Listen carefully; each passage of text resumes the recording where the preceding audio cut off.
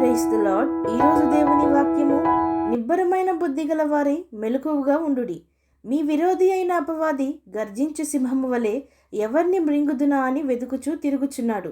పేతురు రాసిన మొదటి పత్రిక 5వ అధ్యాయము 8వ వచనము. ప్రజలారా, అపోస్తులైన పేతురు ఈ విధంగా అంటున్నాడు: ప్రజలారా, నిబ్బరంగా ఉండి ఆశా నిగ్రహము కలిగియుండుడి, వివేకము కలిగియుండుడి, మెలకువగా ఉండుడి, మత్తులై ఉండక జాగ్రత్తగా ఉండుడి, అప్రమత్తంగా ఉండుడి. ఎందుకనగా మీ విరోధి అయిన శత్రువైన అపవాది గర్జించు సింహము వలె ఎవరిని మృంగివేయుదుమా, ఎవరిని నాశనము చేయుదుమా, ఎవరిని చెరపట్టుదుమా అని తిరుగుచూ ఉన్నాడు అని. ప్రజలారా, అపవాది, వాడి యొక్క అనుచరులు, అపవిత్రాత్మలు, చీకటి శక్తులు, వాయుమండల అధిపతులు, దురాత్మల సమూహములు, ఇవన్నీ సాతానువే, వాడి రాజ్యములకు సంబంధించినవే.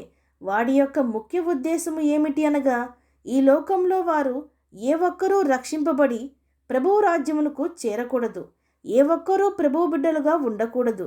ప్రతి ఒక్కరూ పాపులై అపవాదికి, వాడి అనుచరులకు, వాడి సమూహమునకు సిద్ధపరిచిన అగ్నిగుండంలోనికి పాత్రులవ్వాలని, మనుషులను చెరపట్టి లాగుటకు గర్జించు సింహము వలె తిరుగులాడుచూ ఉన్నాడు. పాతాళము మనుషులను మృంగివేయుటకు నోరు తెరుచుకొని కూర్చొని ఉన్నది. ప్రభువును నమ్ముకున్న వారికే ఎక్కువ శోధనలు ఎందుకు వచ్చుననగా, మనము నిజరక్షకుడైన యేసుక్రీస్తు ప్రభువును ఎరిగిన వారమి, ఆయన అందించిన రక్షణ మర్మమును తెలిసిన వారమి, ఆయన బిడ్డలము, ఆయన రక్తంలో కడుగబడిన వారమి, మన యొక్క మనోనేత్రములు తెరవబడి ఉండిన గనుక మనము ఏది మంచి, ఏది చెడు, ఏది పాపము, ఏది పరిశుద్ధము, ఏది దేవుని సంబంధమైనదో, ఏది దెయ్యపు సంబంధమైనదో ఎరిగి దేవుని కృపలో నడుచుకుందుము గనుక మనము ఆయన మార్గంలో నడిచి ఎక్కడ పరలోక రాజ్యమునకు చేరుదుము అని విశ్వ ప్రయత్నములు చేసి మన విశ్వాసమును, మన భక్తిని, మన పరిశుద్ధతను శోధనల ద్వారా పాడు చేయాలని సకల ప్రయత్నములు చేయును అపవాది. ఈ లోకపు వారి మనోనేత్రములకు ఈ యుగ సంబంధమైన దేవత గురుడితనము కలుగజేసును గనుక వారు ఎలాగునో అపవాది పక్షంలోనే ఉన్నారు. వారి యొక్క చెడు కార్యముల వలన వారు పాతాళమునకు చేరు మార్గంలో పయనించుచూ ఉన్నారు. కానీ వారు దానిని గ్రహించలేరు, వివేచింపలేరు. గనుకనే వారికంటే ఎక్కువ శోధనలు మనకి ఉండును. ప్రజలారా, ప్రభువు ఈ విధంగా అంటున్నాడు: అపవిత్రాత్మ ఒక మనుష్యుని వదిలిపోయిన తరువాత అది విశ్రాంతి వెతుకుచు నీరు లేని చోట్లు తిరుగుచుండును. విశ్రాంతి దొరకనందున నేను వదిలి వచ్చిన నా ఇంటికి తిరిగి వెళ్ళదననుకుని వచ్చి ఆ ఇంట ఎవరూనూ లేక అది ఊడ్చి అమర్చిబడి ఉండట చూచి వెళ్ళి తనకంటే చెడ్డవైన మరి 7 దయ్యములను వెంటబెట్టుకొని వచ్చును. అవి దానిలో ప్రవేశించి అక్కడనే కాపురముండును. అందుచేత ఆ మనుష్యుని కడపటి స్థితి మొదటి స్థితి కంటే చెడ్డదగును. అలాగే ఈ దుష్టతరము వారికిని సంభవించుననెను.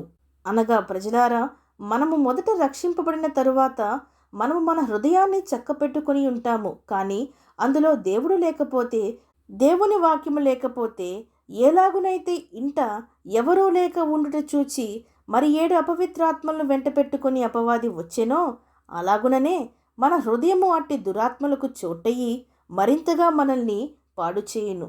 గనుకనే మనము దేవునికి దూరంగా ఉండి మన హృదయాలను ఖాళీగా ఉంచుకుంటే అపవాదికి చేరువై వాడికి చోటిచ్చినట్లే.